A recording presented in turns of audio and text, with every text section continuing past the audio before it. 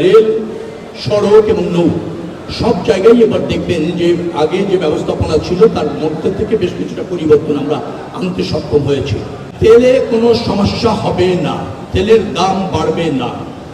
বিশেষ করে পাবলিক পরিবহন যারা যেগুলি আছে 15 তারিখ থেকে তারা প্রয়োজন মতো তেল অবাধে পাবে, যতটুকু প্রয়োজন সেটা এনশিওর করা হয়েছে।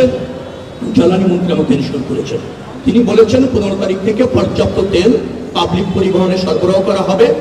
সব মশার বিরুদ্ধে সুরক্ষা দিতে এলো বসুন্ধরা এক্সট্রিম অ্যারোসল, মশার বিরুদ্ধে এক্সট্রিম সুরক্ষা। আর তেলের দাম বাড়ানো হবে না, যার ফলে ভাড়া বাড়ছে না আর দুর্ভোগ হওয়ার সম্ভাবনা আমি দেখছি না। 37 লাখ মানুষ টিকিট কিনতে চেয়েছে, তো আমরা কত 36,000-এর মতো টিকিট বিক্রি করতে পেরেছি। আমাদের যে ক্যাপাসিটি আছে চাপ ছিল, কারণ পেতে একটু দেরি হয়েছে, কাউকে হয়তো ওয়েটিং থাকতে হয়েছে, কারণ একটা টিকিট আপনি বুক করার পর পেমেন্ট করতে আবার 5 থেকে 10 মিনিট 15 মিনিট পর্যন্ত সর্বোচ্চ সময় দেওয়া হয়। সেই সময় অনেকে নক করে হয়তো দেখছে যে বুক হয়ে আছে, এরকমের কিছু তো আছে। কিন্তু সবাই টিকিট পেয়েছে, ফেয়ারলি পেয়েছে। যারা টিকিট পারচেস করতে চেয়েছে সবাই টিকিট পেয়েছে। ট্রেন ছেড়েছে, আজকে 21টি ট্রেন ছেড়ে গিয়েছে, সবগুলি টাইম মতো গিয়েছে। 2টি ট্রেন মনে হয় 40 মিনিট লেট হয়েছে। এটার একটা কারণ ছিল, একটা অ্যাক্সিডেন্টের কারণে বেশ কিছুদিন ধরে 3 ঘন্টা লেট হচ্ছিল ওই 2টি ট্রেন। আজকে 40 মিনিটের মধ্যে আমরা নিয়ে আসতে পেরেছি অ্যাডজাস্ট করে।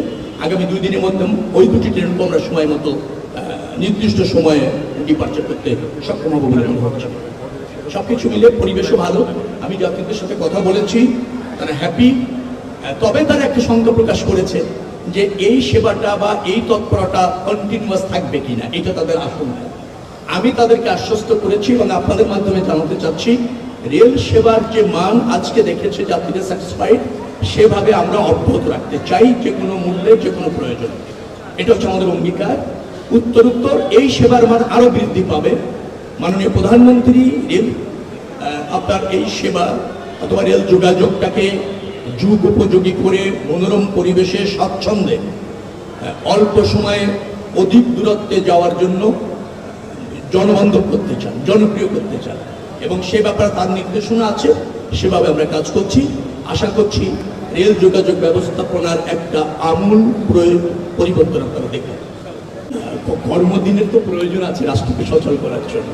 একটা দিন বাড়িয়েছি আমরা ছুটি, একটা দিন বাড়িয়েছি, তো সেটা বাড়ার প্রয়োজন ছিল, একটা দিন কনসিডার করা গিয়েছে। আপনি জেনে খুশি হবেন রেল, সড়ক এবং নৌ সব জায়গায় এবার দেখবেন যে আগে যে ব্যবস্থাপনা ছিল তার মধ্যে থেকে বেশ কিছুটা পরিবর্তন আমরা আনতে সক্ষম হয়েছি। আমাদের এই সেবা অথবা যোগাযোগ ব্যবস্থাপনার সাথে যারা জড়িত তারা বেশ তৎপর এবং সর্বাত্মকভাবে কাজ করছে, সক্ষমতার মধ্যে সর্বাত্মকভাবে কাজ করছে, যার ফলে খুব বেশি এবার আশঙ্কা আমি দেখছি না। আমি মনে করছি মানুষের স্বস্তির মাধ্যমে এই যাত্রাটা নিশ্চিত হবে। ট্রেনে প্রায় আমরা 124টি কোচ, আপনি যদি বলেন মিটার গেজে, আমরা যুক্ত করেছি। আরও 14টার মতো মনে হয় আমরা যুক্ত করেছি ব্রড গেজে। স্পেশাল ট্রেন আরও প্রায় 5 জোড়ার মতো আমরা যুক্ত করতে সক্ষম হয়েছি। তো সব কিছু মিলিয়ে আমাদের যে ক্যাপাসিটি আছে 36 থেকে 42,000 মানুষকে আমরা এই সেবাটা দিতে পারবো, যাত্রাটা নিশ্চিত করতে পারবো। শেষ মুহূর্তে কিছু চাপ হয়, অনেকে যে কোনো মূল্যে ছাদে উঠে যেতে চান, আমরা নিবৃত্ত করার চেষ্টা করছি, উঠার সব ব্যবস্থা বন্ধ করছি। তারপরেও হচ্ছে যদি এমন হয়ে যায় শেষ মুহূর্তে যে কন্ট্রোলের অনেক সময় বাইরে চলে যায়, সে যে কোনো মূল্যে বাসায় পৌঁছাতে চায়। আপনি যেটা বলছিলেন 1 কোটি, আমার জানা মতে 1,25,00,000 থেকে 1.5 কোটি মানুষ মাত্র 2 থেকে 3 দিনে ঢাকা শহর থেকে বাইরে যাবে।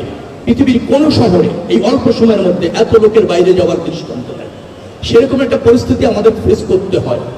এখানে ব্যবস্থাপনা যতটুকু আছে তার খুব ঘাটতি নাই, কিন্তু আরো ব্যবস্থাপনা, আরো সক্ষমতা, আরো আপনি ধরেন কোচ, বাস, মানে ট্রেনের কোচ, বাস, লঞ্চ, এগুলি প্রয়োজন, এটা ঠিক আছে। আবার যে সমস্ত পরিবহন ইতিমধ্যে এখানে ফাংশন করছে সেটা অনেক পুরনো, আরো নতুন কোচ দরকার। তো সে জায়গায় আমরা মনোযোগী আছি। আমরা চেষ্টা করছি নতুন করে আরো কোচ যুক্ত করা, বাস ব্যবস্থাপনায় শৃঙ্খলাহীন একটা আমূল ডিসিপ্লিন সহ একটা মানসম্মত বাস সার্ভিস নিশ্চিত করা, এ ব্যাপারে সরকার কাজ করছে। আমার মনে একটু সময় যদি দেন, কারণ 20 দিনের একটা সরকার, তো দৃশ্যমান পরিবর্তনগুলি ধাপে ধাপে দ্রুততম সময়ের মধ্যে আপনারা দেখবেন। তেলে কোনো সমস্যা হবে না, তেলের দাম বাড়বে না। বিশেষ করে পাবলিক পরিবহন যারা যেগুলি আছে 15 তারিখ থেকে তারা প্রয়োজন মতো তেল অবাধে পাবে, যতটুকু প্রয়োজন সেটা এনশিওর করা হয়েছে। জ্বালানি মন্ত্রী আমাকে এনশিওর করেছেন, তিনি বলেছেন 15 তারিখ থেকে পর্যাপ্ত তেল পাবলিক পরিবহনে সরবরাহ করা হবে, আর তেলের দাম বাড়ানো হবে না, যার ফলে ভাড়া বাড়ছে না, আর দুর্ভোগ হওয়ার সম্ভাবনা আমি দেখছি না। তেল সংক্রান্ত দুর্ভোগ আমি দেখছি না এই পরিস্থিতি।